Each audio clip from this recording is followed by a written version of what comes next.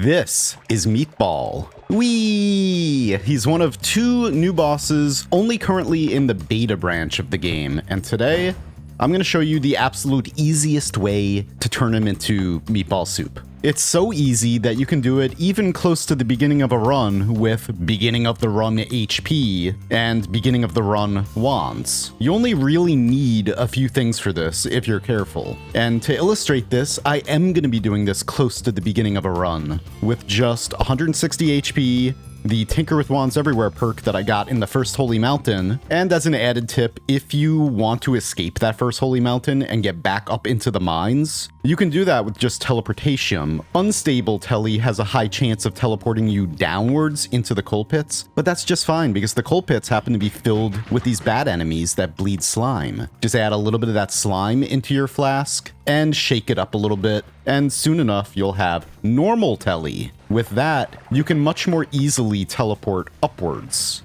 back into the mines, and then you could be on your way. Anyway, a flask of Invisibilium, which is pretty important when you don't have a lot of HP. We do have to go into Meat Realm after all. The necessary spells, one of which I'll be getting in a moment here, and just enough explosives to get me from the desert surface down into the desert chasm. Though keep in mind that this is not necessary. You can do this at obviously any time in your run. You don't have to force yourself to come here early. I just want to show you that you can, because it is just that easy. Obviously, I use the Invisibilium to avoid having to fight anything except for the boss itself. Anyway, I'm just going to travel across the grasslands and through the desert to the pyramid. That's our next stop. Now, also only in beta, right here above the pyramid entrance, and I'm just tablet surfing up there because I'm doing this at the beginning of a run, like I said.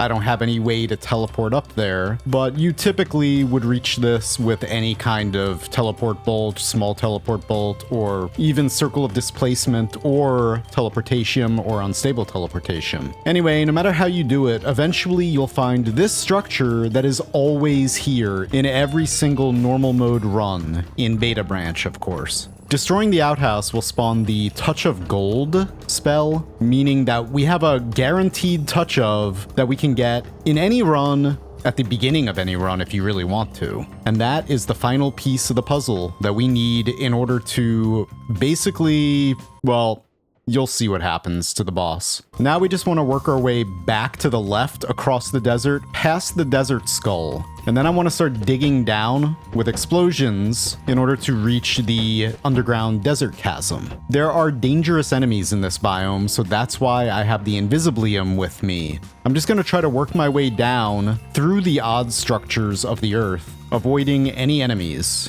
Anyway, soon enough, we'll find the telltale red and brown meat texture of the meat realm. We've arrived at our destination. Well, close. Anyway, let's prepare the wand that we're going to use to fight the boss. We're just going to use Touch of Gold with long distance cast. That's it. Simple and effective.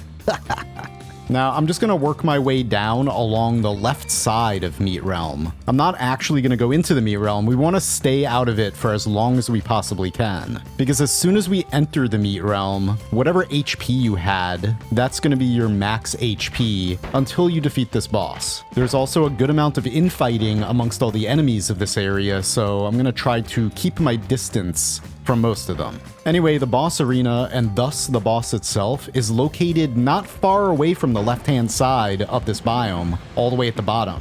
And now we hear the boss music begin, signaling that it's time for me to get in there and kill this boss as soon as I possibly can. Unfortunately, World Gen was not quite on my side here, and I'm gonna have to do a little bit of digging to get into there before the boss runs away, which it can do. Now, do not blink. I'm serious, don't blink. Watch this. Boom. The boss is dead. Quick and easy, just like that. This boss is not immune to touch of spells. And now we have our prize, the Saha unique chainsaw wand, which, other than having always cast chainsaw, also has always cast reduce recoil and always cast bloodlust. There's also a hidden property it has where it will actually increase the speed stat of any projectile placed on it, as evidenced by these spitter bolts traveling very, very quickly, much faster than normal. But do keep in mind, again, that this wand has always cast bloodlust on it, which does self-damage. So yeah, guys, that's all there is to defeating the Meatball boss. That is the easiest way that I know of to take that boss down. Long distance cast with any touch of afterwards. Why long distance cast? Well, while you can use a trigger or a timer to deliver that payload of the touch of, I have found that long distance cast is far more reliable. This boss does have a repulsion field around it when its eye is open, and you don't want your timer or trigger repulsing off of that and one-shotting you instead of one-shotting the boss. So it's far safer and far easier to just use long distance cast. But if you can't find long distance cast, and trust me, I do understand that, while it's not the rarest spell, it's also not the most common, then I do recommend a timer over a trigger. If you are having trouble finding long distance cast and you are strong enough to be actually exploring Meat Realm and you're not here at the beginning of the game like I am, remember that in Meat Realm and also in the Frozen Vault,